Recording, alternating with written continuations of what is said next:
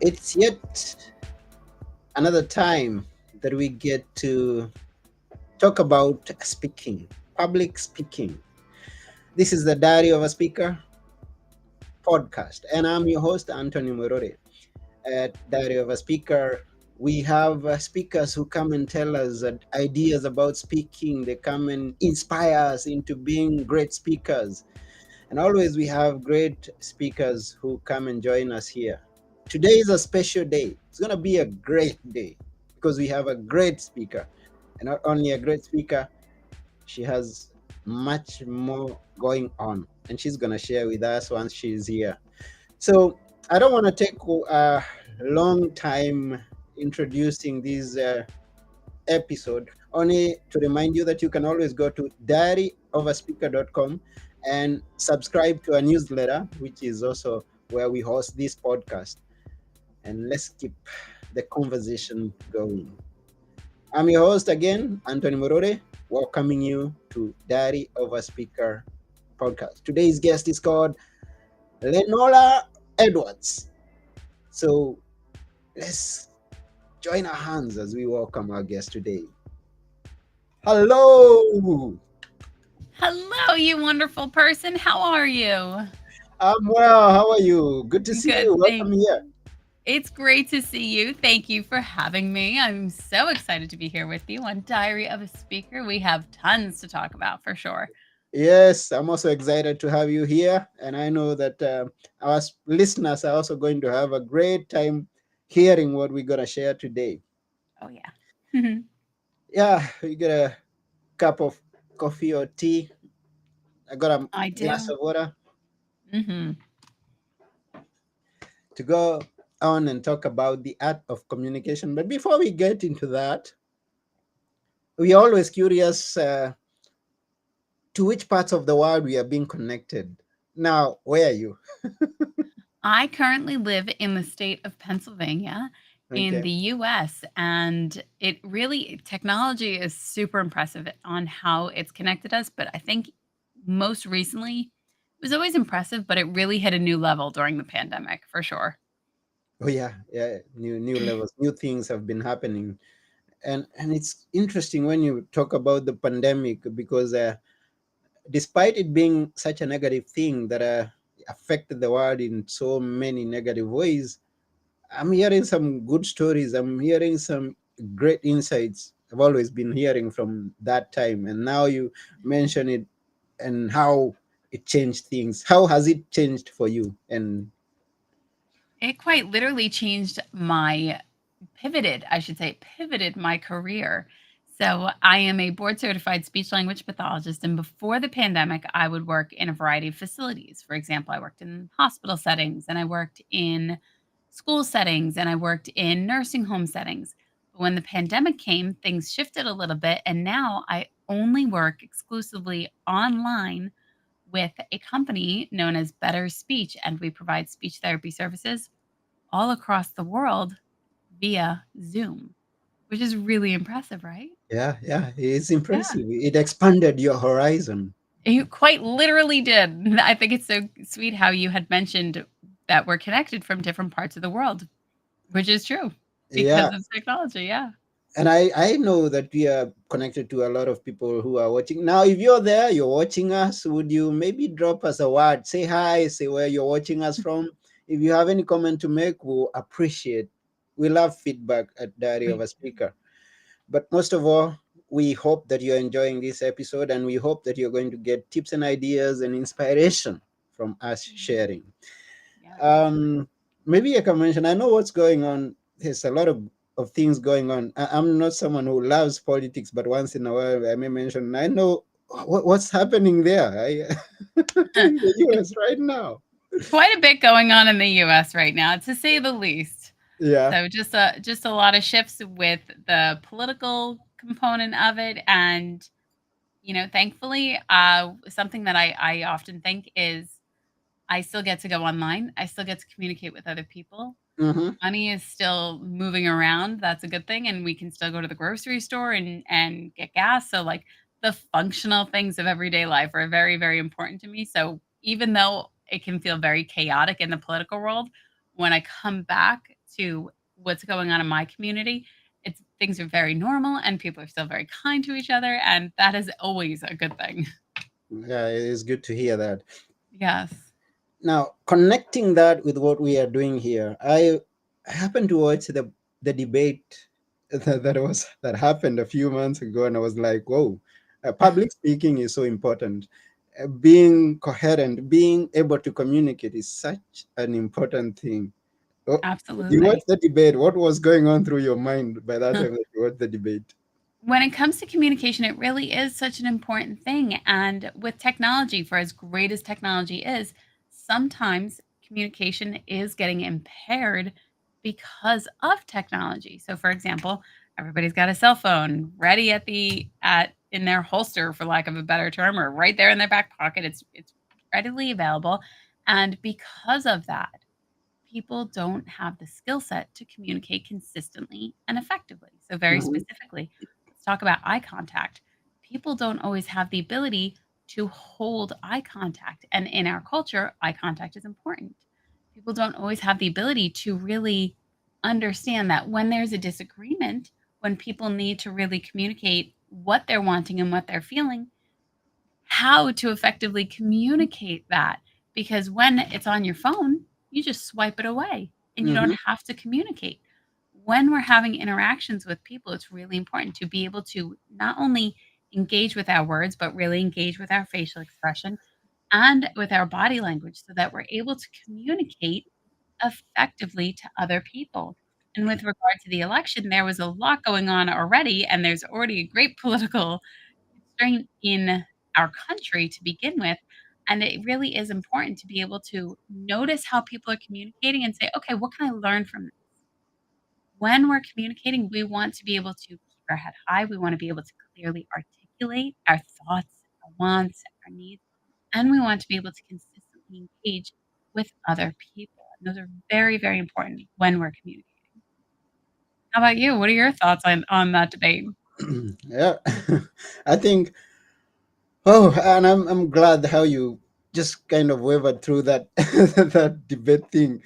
Uh, w- we are far from the United States, but it so happens that whatever goes on here, there affects part of this world and about just every other part of the world. Yeah, So when we see that people are having an issue with communicating their ideas and being understood, we are like, hey, how are we going to perform where we are if we are not going to get a clearer picture of how things go in the US, which is a big influence to the other world? How are we going to handle our things locally? So yeah. it was such anyway. Um, maybe can we go back to your initial uh, main job and Hmm. as a pathologist, and how what you do, what it is actually that you do, and how it connects to someone who needs to just perfect their art of communication. Completely. So, as a speech pathologist, we are trained to help people communicate more effectively. Now, Mm-hmm, understanding that when it comes to communication, most people think that we just help people with their words or with their sounds, mm-hmm, as in, instead of saying wabbit, we help people say rabbit. And that's true, we do. But we also help them in the art of communication, as in knowing how to navigate conversations, knowing how to effectively network, knowing how to effectively stand and give a presentation without having a meltdown. A lot of people, I think it's still the number one fear, is public speaking. mm-hmm, And people are constantly speaking, and whether it's in their profession, as they're going in and out of these meetings, they have to be able to communicate effectively, but also people have to be able to communicate effectively in their everyday life, not just with their loved ones. We want to be able to go to the grocery store and communicate effectively. We need to have our wants and our needs met, and that's really important. How we can do that is by improving our communication skills, which I affectionately refer to as the art of communication. mm-hmm, Knowing how to shift my voice, knowing how to ask a question, and knowing how to make a statement, are very important. Knowing how the quality of my voice is as I show up. I don't want to be showing up and not be able to balance my breathing. That those are all indicators of varying communication skills. Somebody might not feel confident when we're interacting with other people. We want to feel confident, and that's what we do at Better Speech. Mhm. We teach our clients how to confidently communicate, not just in an interview, not just in a networking environment, but also in meetings and as they navigate throughout the world. Yeah, communication is important in all those areas. And I'm curious, what's your speaking journey? Where have you, I mean, when maybe did you start speaking? Where have you spoken? How has it been so far? So, what's hysterical, Anthony, is when I was in graduate school for speech pathology, I hated public speaking. And it's not as we're taught how to help people, but what if we're having the problem? All these techniques of, specifically finding ways to slow my rate of speech are really, really helpful when you hear them, but can you actually apply them in the moment?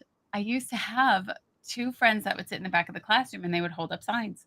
One said slow, the other one said down, to remind me to slow down and to speak with intention. So, when it comes to the art of communication and my speaking journey, it has been quite a long one because I used to hate it.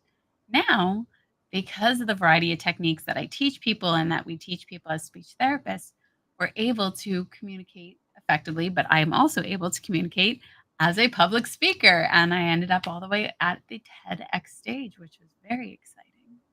So what's your journey been like as a public speaker? Yeah, being Do you a always today, enjoy speaking? I always enjoy speaking, and tracing back, there's something that I shared it's something that we spoke about in the newsletter a few months back, and we said, okay, I'm always asked, what was your first public speech? And I said, maybe what we talk about has not always been our first speech, because you talk about graduate school, but maybe that's not the first time that you gave a public speak.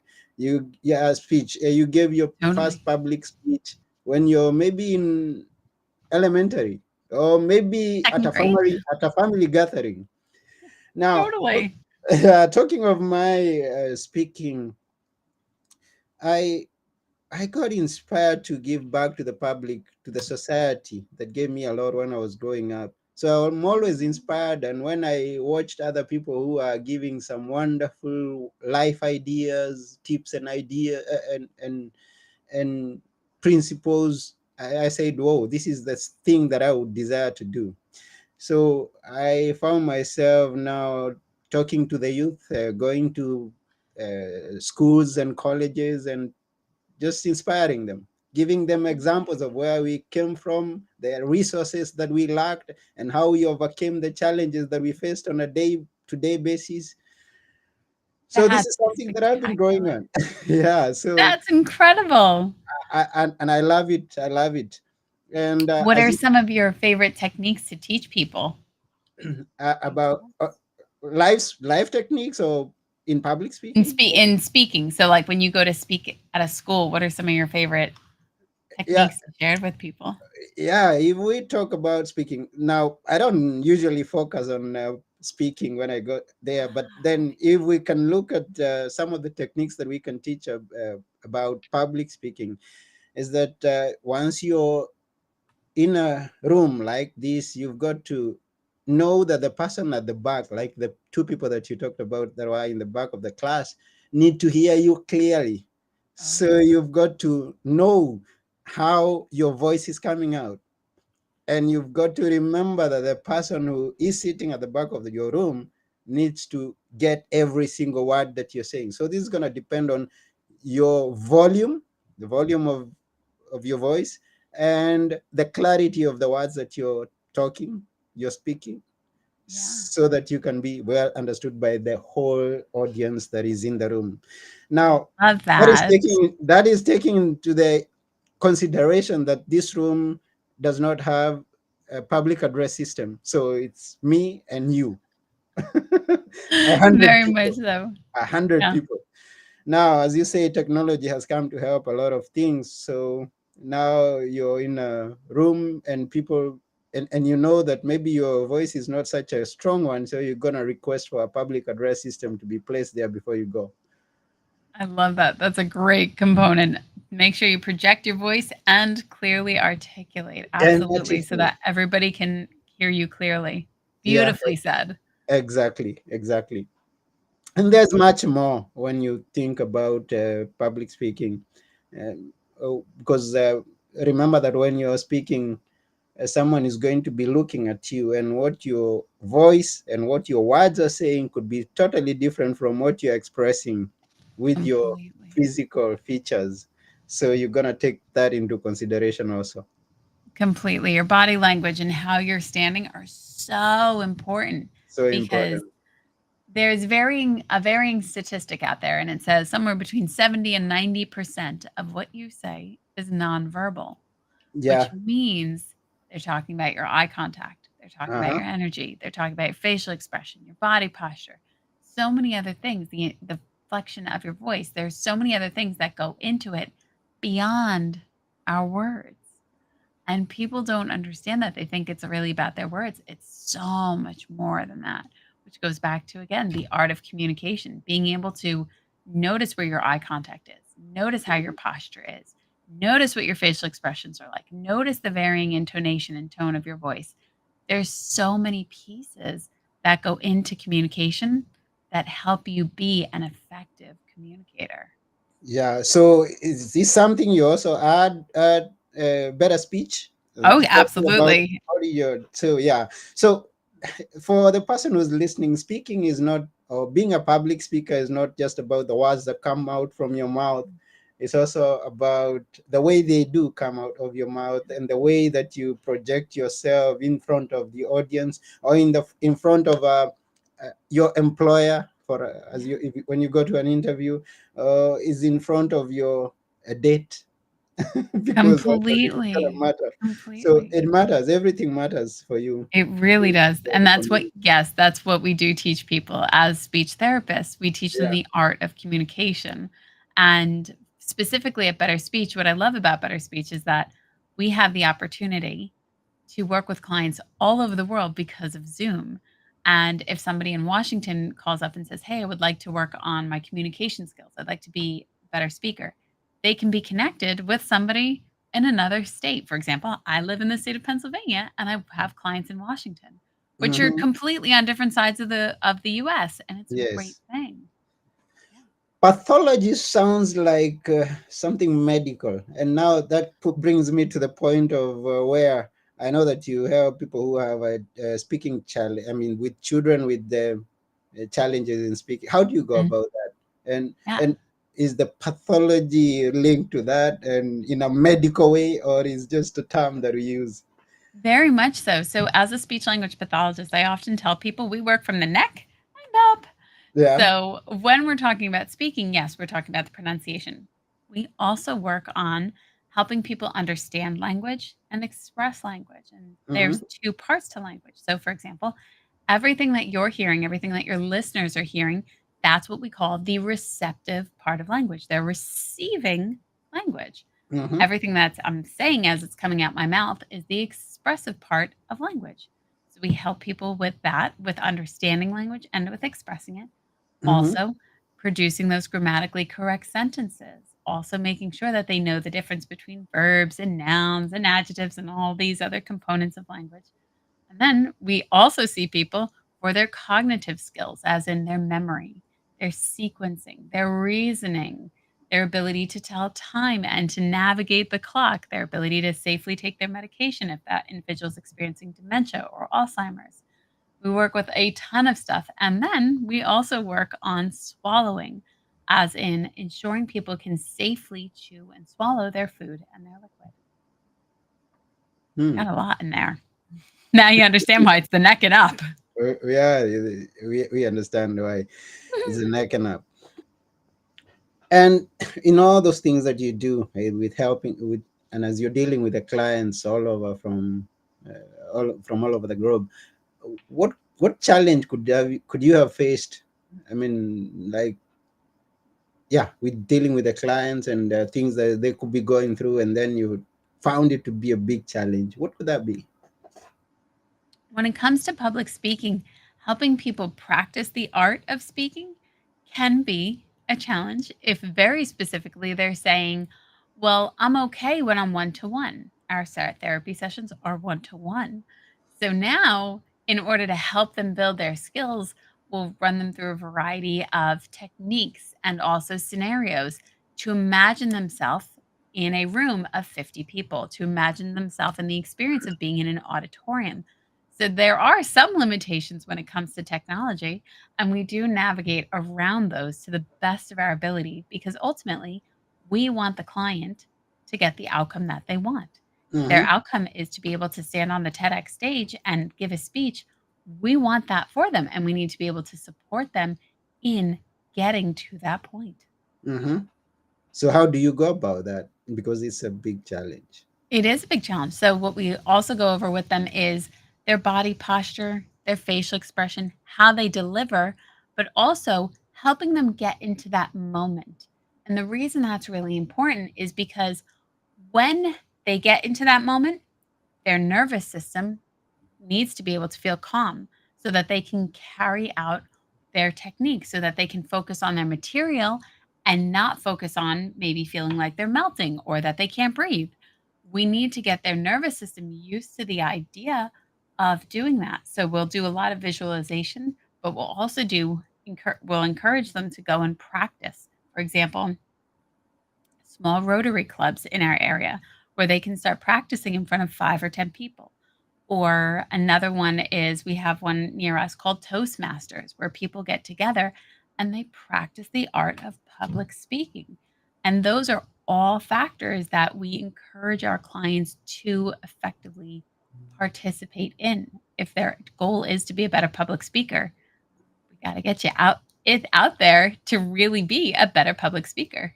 Oh yeah, it's yeah. You need to practice. You need to be in front of people. Hey, by the way, at the now, we usually I'm in a place where we hold that every week. Like we welcome people to join us every week and come and just On Zoom on practice Mondays, right? on Mondays. You've seen Yes, that.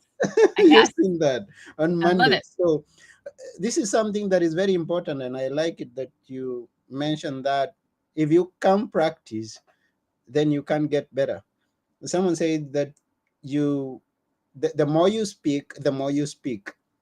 So if you're being coached, if you're being trained on your speech, if you're visiting a therapist like Lenora and you're not practicing, you're not getting opportunities to be in front of people and experience it, then it's something that you should start considering right now and make an effort in it. And that's great. That's great. What do you love most about hosting Zoom on Mondays? And that's good. One of the things, and this is something that I realized later on, is that it gives you an opportunity to network with people because again we connect with Ooh, people from all over the world. yeah. That's one of the things. Uh, so another thing is that when we meet on Mondays and people give you the feedback of the whatever value they've gained from the session, Mhm. that leaves you feeling at the top of the so this is touching people's hearts. It's giving some people courage to just switch on the camera because some people have never switched on the camera. They cannot imagine themselves speaking to a lot of people. So if we start with 5, 10 people who are in front of you and you're speaking to them, you're sharing with them with your story. So it's a great opportunity. I love it. That's phenomenal. I love those points. Not only to network, but to also get that feedback Yeah. and to really be able to see those differences, especially when you start to hit record Hmm. and notice how you're doing, but also be able to build upon that. You're so right. Yeah, exactly, exactly. Yeah. I love So what's in the future? What are that. you Ooh, having in the future for you?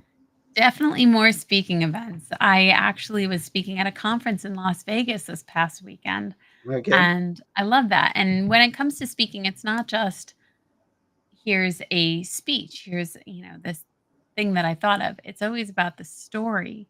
And then also, what can we share? What are we wanting to share? So, a lot of the time, speaking really is teaching and teaching workshops and helping people ultimately get the outcome that they wanted. So, Mhm. very specifically, the speech that I shared this weekend was practical and tactical steps to stop the negative voices in your head. And in that, what I shared not only was my story, but I also shared with them the technique. And in doing that, there were about 20 people in the room that I was speaking in. And I had the opportunity to say, hey, this is something that has worked for me. I've honed this, I've taught it to my clients. Here's how to navigate it. Here's how to use this. And I gave them a handout and they were able to take notes. And really, even in during the speech and workshop type event that I was in, they were able to then I encourage them, "What are some of your thoughts? Let's do this in live time. What are some of the negative voices that you have?" And how to navigate around that. And it really is such a powerful thing because we want people not only do we want to be able to communicate effectively. As a speaker, we want to communicate effectively, absolutely, but we want to share. We want to be able to share an idea that will improve the quality of somebody else's life so that they say, "Ah, that made so much sense to me. Thank you so much. I'm so glad you shared." That's the whole intention is to keep sharing information and helping other people. Exactly, exactly. I Yeah. think that could have been a very wonderful speech. The Thank you. voices in my head. I just wish sometime you just know what those people, those voices are going on in people's heads. Very When much so. people get to share with you the negative voices in their heads, Mhm. I'm not capable of being a public speaker. I Yeah. cannot be someone like Lenora. I cannot come from where I am to go to another state to give a speech because I'm comfortable in my comfort zone. Yeah. There's a lot of negative. So I am just Very much so. thinking that you had a great day that day. I did have a great day that day, absolutely, and the voices in our head are so important to notice because we're communicating to ourselves.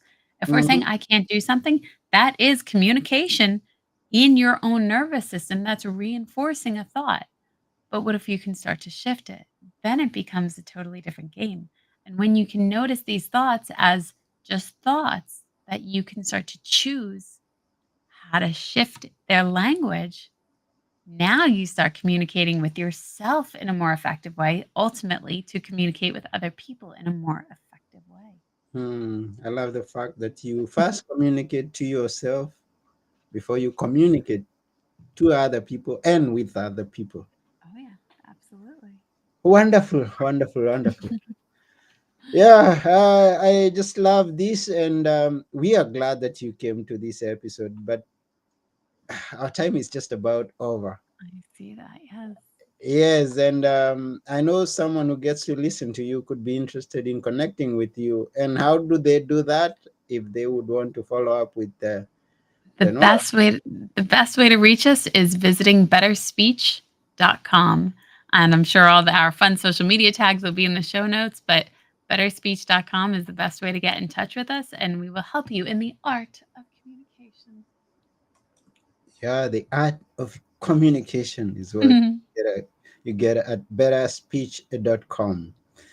So we really, really appreciate you, Lenora, coming to Diary of a Speaker.